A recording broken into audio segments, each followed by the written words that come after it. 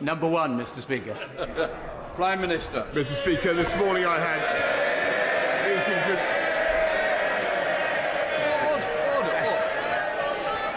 Thank you, Mr. Speaker. This morning I had meetings with ministerial colleagues and others. Thank you. Thank you very much. Immediately following PMQs, I will attend the Welcome Home march-in to thank all those involved in pitting our evacuation from Kabul. In addition to my duties in this House, I shall have further such meetings later today. Chris Bryant. I too will be attending I too will be attending in a few minutes. Nicky's 7-year-old son had 37 seizures a day because of a brain disease he suffered from. He's had surgery now, but it's a struggle every day to get him to stay in school. Nicky, is supporting the acquired brain injury bill because she believes that the government needs to have a cross-departmental strategy for supporting those who've had an acquired brain injury, whether that's rugby players with concussion and dementia, it's women who've been beaten in the head by their partners, it's people who've had brain injuries due to children who've had suffered from carbon monoxide poisoning, soldiers who've been in explosions. I really hope that the government is going to back the acquired brain injury bill. But above all, we need a strategy to help the 1.4 million people in this country. Will he give us that? Prime Minister. I want to thank the right honourable member for raising this vital issue and for his commitment to this cause, his personal commitment. And I can assure him that we are studying his proposed bill and working to ensure that people do get the support for the acquired brain injuries that they have received. And what we can certainly pledge at this stage to do, and I hope this will be of some use to him and the many who care about this issue in the way that he does, and as I'm sure members do across the House, the Department of Health and Social Care will lead on the development of a cross-departmental government strategy on acquired brain injury and other neurological conditions. I'll be very happy to share details with him shortly. Felicity Buchan. Thank you, Mr. Speaker. In July of this year, my constituency, Kensington, suffered devastating flooding,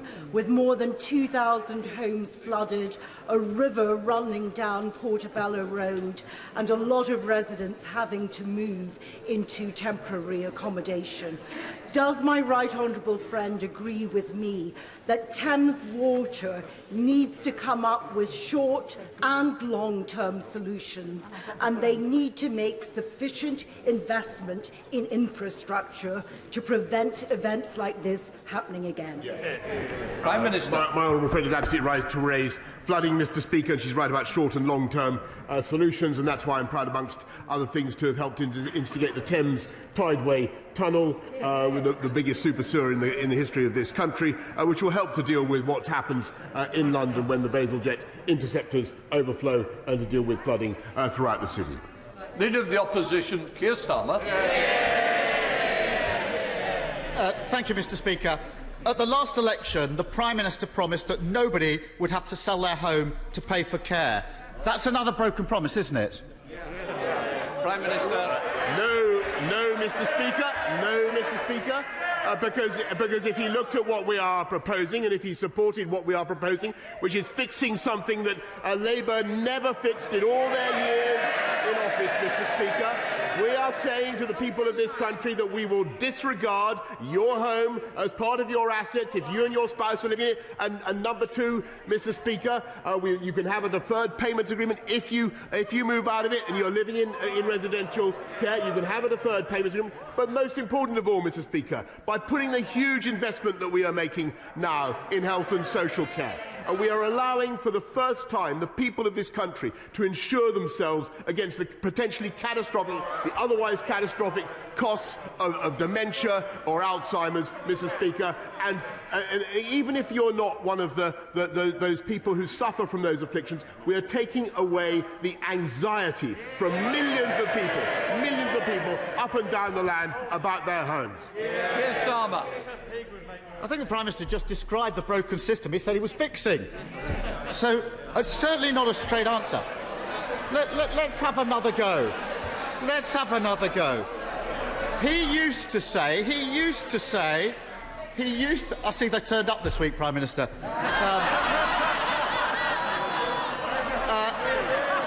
Mr. Speaker, he used to say that... Sorry. I don't think I need any further. Yesterday we had a very good example of the house being at its best in that church, in that cathedral. Please, let's show some respect. I want to be able to hear not only the Prime Minister but the Leader of the Opposition. Shouting each other down doesn't do you or your constituents any good. We need to hear the questions, and I certainly need to hear the answers. And if anybody doesn't like it, please leave now. Keir Starmer. Mr. Speaker, it's not a complicated question, so let's have another go. He used to say that nobody would have to sell their home to pay for their care. It's in his manifesto right here. On the basis of that promise, he then put up tax on every working person in the country. So has he done what he promised and ensured that nobody will have to sell their home to pay for care? Yes or no? It's not complicated. Prime Minister. No, it's not complicated, Mr. Speaker, because what we're doing is disregarding your home as part of the assets that we calculate. So if you go down to £100,000, that's the beginning where we will ask you to contribute. But your home is not included in that, Mr. Speaker. And they have absolutely no plan. They've spent decades failing to address this. And only a few weeks ago, Mr. Speaker, they failed to vote for the £36 billion that will enable us to fix this and to help people up and down the country, not just to fix the social care problem, but to pay for people to live in their own homes, Mr. Speaker, and receive the care they need in their homes. That's what this One Nation Conservative government is doing. Why won't he support it? Mr. Speaker, he's had two opportunities to stand by his manifesto commitment and he's not taken them. Well, it says he just has. So let's test this in the real world, Prime Minister. Under the Prime Minister's plans, a person with assets worth about £100,000, most of it turned up in their home, would have to pay £80,000. They'd lose almost everything. How on earth does the Prime Minister think that they can get their hands on that kind of money without selling their home? Prime Minister. Mr. Speaker, I'm going to have a third go at trying to clear this up in the befuddled mind of the right honourable gentleman opposite, because it is important, and the fact is that the party opposite have totally failed to address it. They haven't had the guts to fix this in all their time in office. It's something left over. It's something left over from the Attlee government, and we are fixing it. And let me repeat for the third time, Mr. Speaker, since your home is disregarded. Number two, even if you have a second home in your residential care, Mr. Speaker, you have a deferred payments agreement if you want. And number three, Mr. Speaker, we are allowing you to insure yourself for the first time against the catastrophic consequences by capping it at 86,000, Mr. Speaker. And now he stood on a manifesto to put the cap where, Mr. Speaker? At £100,000, Mr. Speaker. Keir Starmer. The question was very simple, and it's the question all of his backbenchers on it. If you've got a house worth about £120,000, £140,000, how do you find £80,000+ without selling your home? It's common sense. Strip away the bluster, strip away the deflection, strip away the refusal to answer the question. There's a simple truth, and this is why the Prime Minister won't address it. People will still be forced to sell their homes to pay for care. That accounts... Why did they... Look at the vote the other day to see the answer to that question. They'll still be forced to sell their home. It's another broken promise. Just like he promised that he wouldn't put up tax. Just like he promised 40 new hospitals. Just like he promised a rail revolution in the north. Mr. Speaker, who knows if he'll make it to the next election? But if he does, how does he expect anyone to take him and his promises seriously? Prime Minister. Mr. Speaker, yet again he raises the rail revolution in the north. And the 3 new high-speed lines, Mr. Speaker, 96 billion pounds. Nothing like it. Again, nothing like it, Mr. Speaker. Nothing like it for a century. And just for the advantage of what I didn't even know this. I was in a state of complete innocence about this last week, Mr. Speaker. But it turns out that the right honourable gentleman actually campaigned against HS2 altogether. Said it would be devastating and said it should be cancelled. I can tell you something, Mr. Speaker. HS2 runs through my constituency as well. And I took a decision, even though it's been very tough for my constituents, I took a decision that it was the right thing to do for the long-term interests of the whole country. How can they possibly trust that man? Mr. Speaker, I think he's lost his place in his notes again.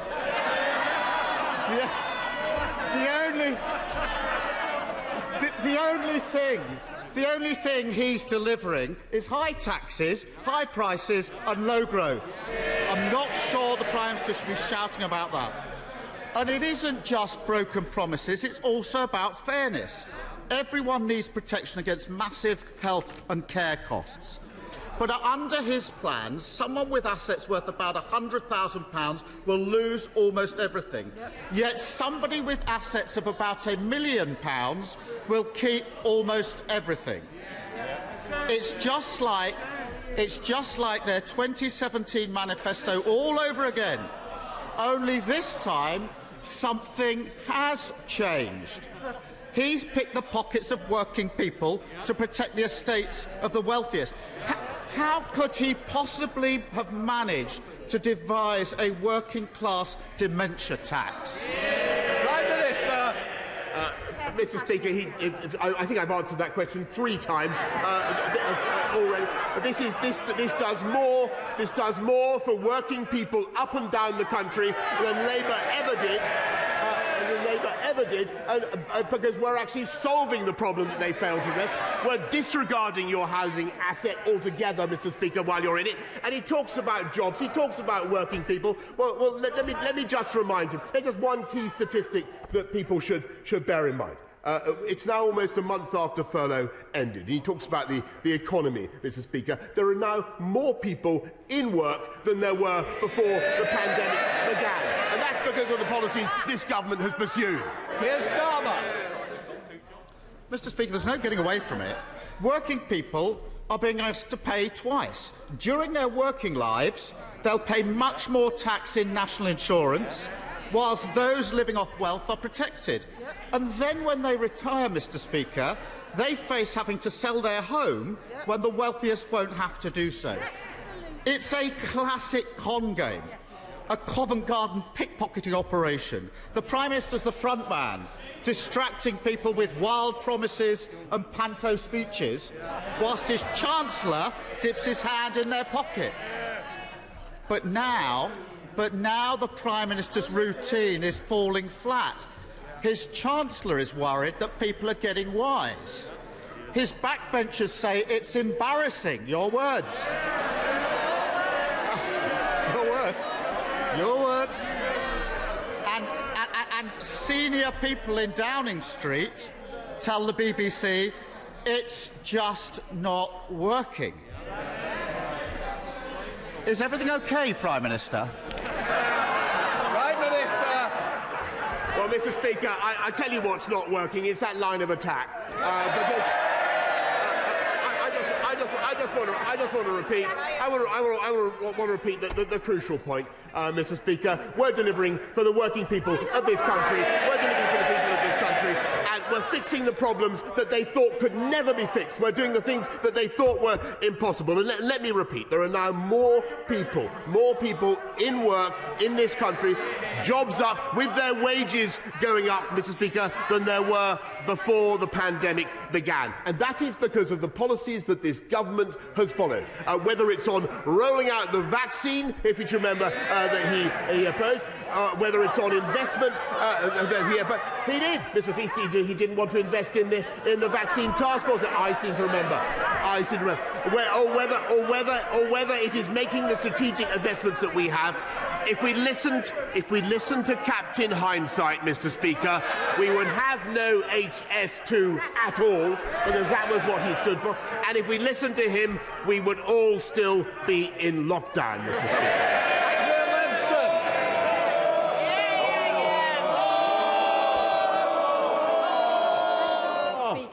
Can the Prime Minister confirm that he will use the rest of the UK's presidency of COP to urge countries around the world to make good on the pledges that they made in Glasgow? And does he agree with me that decarbonisation can create millions of jobs across the UK and around the world? Prime Minister. I totally agree with my right honourable friend, who's right about this and many other things, and that's why our transition to green jobs is supporting 440,000 new green high-wage, high-skilled jobs across the UK, and the breakthrough agenda that we had endorsed at COP26, I believe will support between 20 and 30 million jobs across the world by 2030, and I think that's probably a gross underestimate. We now come to the Leader of the SNP, Ian Blackford. Thank you, Mr. Speaker. I'm sure you will wish to join me and indeed the rest of the House in welcoming the moderator of the Church of Scotland to the gallery today, Lord Wallace, and to thank him for his sage words at his sermon this morning. Mr. Speaker, the past few weeks have shown this Tory government at its very worst. A Tory sleaze and corruption scandal on a scale not seen since the 1990s. Tory cuts and tax rises that will leave millions of people worse off. A litany of broken promises, from HS2 to carbon capture, social care, the triple lock on pensions. And who can possibly forget the £20 billion bridge to Ireland that evaporated into thin air? At the centre of all this is one man, a Prime Minister who is floundering in failure. So, can I ask the Prime Minister, with his party falling in the polls, his colleagues briefing against him, has he considered calling it a day before he's pushed out the door? Prime Minister. Mr. Speaker, I think what the people of this country want to hear is less talk about politics and politics, and they want to talk about what the government is doing for the people of Scotland. And what the Scottish Government is doing for the people of Scotland, which isn't enough, Mr. Speaker. But what we will do, he talks about infrastructure investment, and I can tell him that if he will wait till I think till Friday or later this week, he's going to hear about what we're going to do with the Union Connectivity Review to ensure that the people of Scotland are served with the connections that they need, and which the Scottish Nationalist Party has totally failed to put in. Ian Blackford. Thank you, Mr. Speaker. That certainly wasn't an answer to the question I asked, but we're used to that. And I didn't expect the Prime Minister to take responsibility, because he never does. But this isn't just about the chaos in the Conservative Party. It's about the state of the United Kingdom under his failing leadership. Because whilst the Prime Minister spends his time hunting for chatty pigs and staving off a leadership challenge from the Treasury, in the real world, Mr. Speaker, people are suffering a Tory cost of living crisis. Brexit is hitting the economy hard, but the Prime Minister can't even give a coherent speech to business. The Prime Minister's officials have lost confidence in him. Tory MPs have lost confidence in him. The letters are going in, and the public have lost confidence in him. Why is he clinging on when quite clearly he simply isn't up to the job? Prime Minister. Mr. Speaker, I might ask the right honourable gentleman what on earth he thinks he is doing, talking about party political issues, when what the people of Scotland want to hear is what on earth the Scottish National Government is doing. They're falling in the polls, Mr. Speaker. Their cause, yes they are, their cause is falling in the polls, and considering their manifold failures on tax, on education, and all the things the people of Scotland really care about, I'm not surprised, and I can see some agreement on the benches opposite. Jonathan Lord.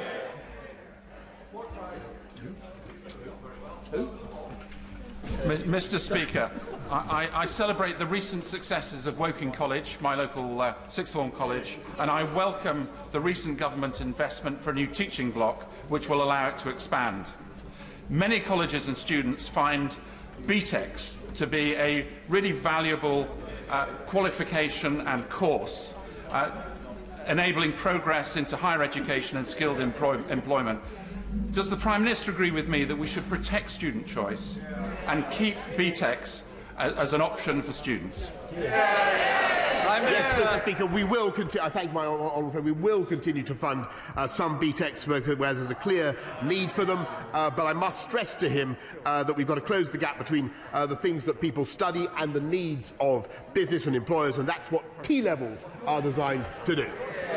Caroline Lucas. Thank you very much, Mr. Speaker. I rarely agree with the Prime Minister, but last week, when he said that COP26 showed that we can end our reliance on fossil fuels, I did agree with him. But that begs the question as to why his government is pressing ahead not just with the Cambo oil field, but with 39 other oil, gas and coal developments, which would amount to 3 times the UK's current annual climate emissions. Now, I don't want an answer about all the things he thinks he is doing on cars and cash and trees. I want him to tell the House if he will leave those fossil fuels in the ground, will he cancel those projects? And does he recognise that if he doesn't, he will need to ask for forgiveness, not just for losing his place in a speech, but for losing the future of our children? Prime Minister. Mr. Speaker, we are not only powering past coal, going to an end to fossil fuel reliance in our energy generation at all by 2024, which is an absolutely stunning thing ahead of countries around the world. I'm glad that she's praising me for that. The Cambo oil field, as she knows, is for study by an independent regulator. But what we have also done, and led the world in this, Mr. Speaker, is stopped the financing of overseas hydrocarbons. And that is a fantastic thing which the whole world followed. Dr.